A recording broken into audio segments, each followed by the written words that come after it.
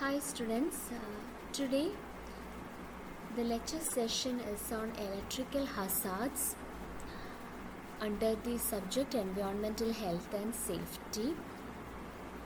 It comes under module 4. So we know that electricity has become such an essential part of our life, both in our home as well as in our workplace. So we all deal with electricity in some way or the other, starting from our mobile phones to our kitchen appliances to our washing machine to our fridge to our television to our laptops and everything. Now, considering the workplace, the employees also deals with electricity, that is engineers, electricians, electronic technicians, power line workers, etc. All these employers work with electricity directly. So we know that dealing with electricity is not that much safe. Electric hazards are there. In life, we all might have been at least one time, we all might have been subjected to an electric shock. So why are we so much concerned about electrical hazards? So serious electrical hazards at workplace give rise to electrical shock or electrocution, burns, fires and explosion. We have seen in newspapers the fire or the explosion caused due to short circuit faults, etc. So electrical hazards has got much importance in the case of industry. Now let's define electrical hazard.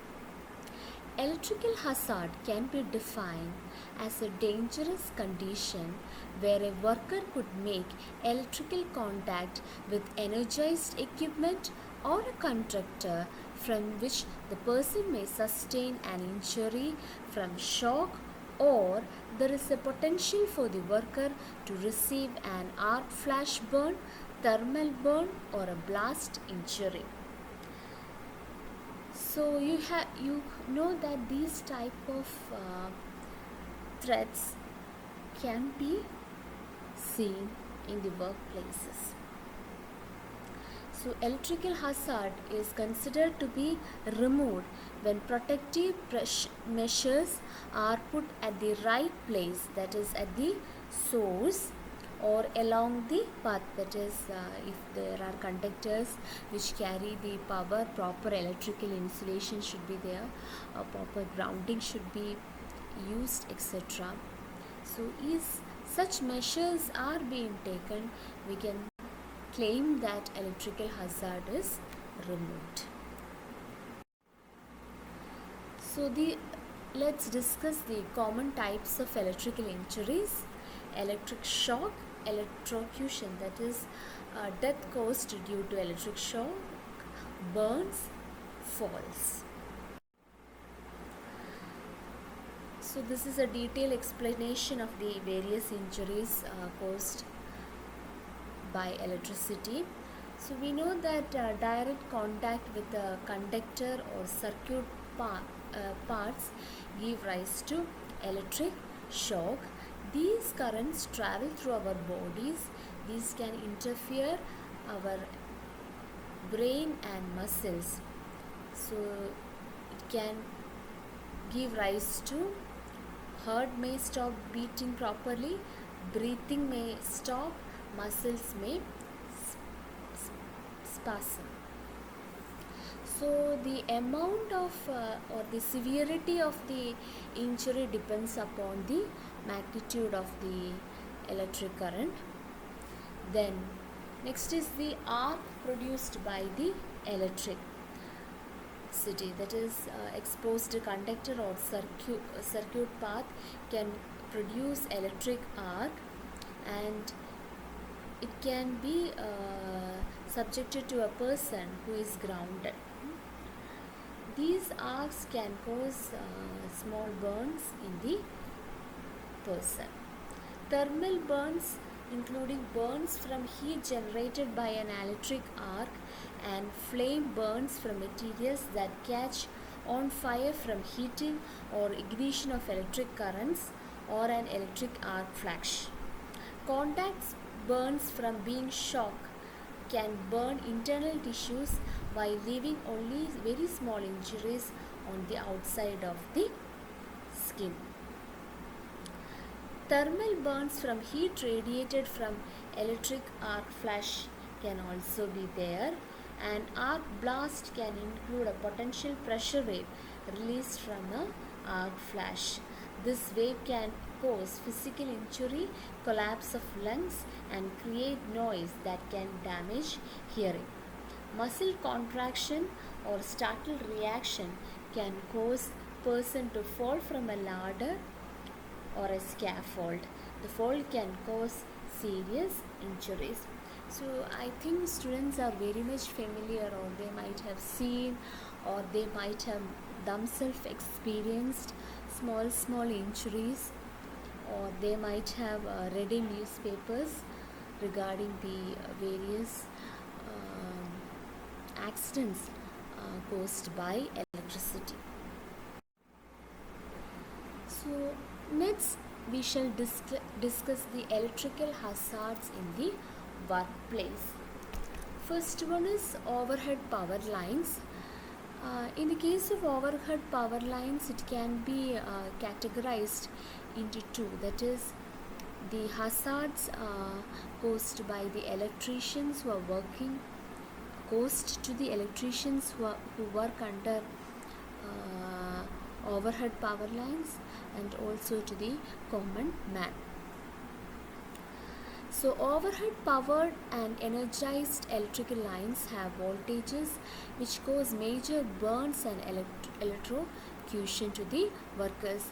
We might have seen that usually whenever there is any maintenance or repair work in the overhead distribution or transmission lines, they usually switch off the power supply to those areas, then only they will operate on these power lines. It is because those conductors are not usually insulated. So here you can see a picture, location of the overhead power lines. You should understand where these overhead power lines are being located. Then maintain a minimum distance of 10 feet from the overhead power lines and nearby equipment. Whenever you are working in and around the overhead power lines, you should provide a minimum distance of 10 feet. Then do not touch anything that is in contact with the power line. So you might have seen that there will be constant surveys or inspections done by the electricity board, that if any trees or branches of the trees are being seen as obstacles to the power lines, so they will cut off those branches. You might have seen all those. Then conduct site surveys to ensure nothing is stored under the power lines. Then safety barriers and signs must be installed to warn nearby electrical workers of the hazards present in the area. Now you can also see that whenever you carry ladder or such kinds of equipments, you should always ensure that it doesn't touch the power lines. Usually these ladders will be made up of metal. So these precautions should be taken. Lower the equipment apparatus before driving when you are coming across or crossing a power line. So these safety measures should be taken while you are working in and around an overhead power line. Next is damaged tools and equipments. You might have seen that your own household equipments might have damaged, or small insulation might have burned out in the case of conductors in your own house. So exposure to damaged electrical tools and equipments can be very dangerous. Do not fix anything unless you are qualified to do so. So you need to thoroughly check the cables, cuts, wires, cords, etc. In case of any defects, have them repaired or replace it. Lockout or tagout procedures should be performed at all times before commencing electrical maintenance and repairs. Next case is inadequate wiring and overloaded circuit. You can see in these figures, this is inadequate wiring and this is the case of overloaded circuit.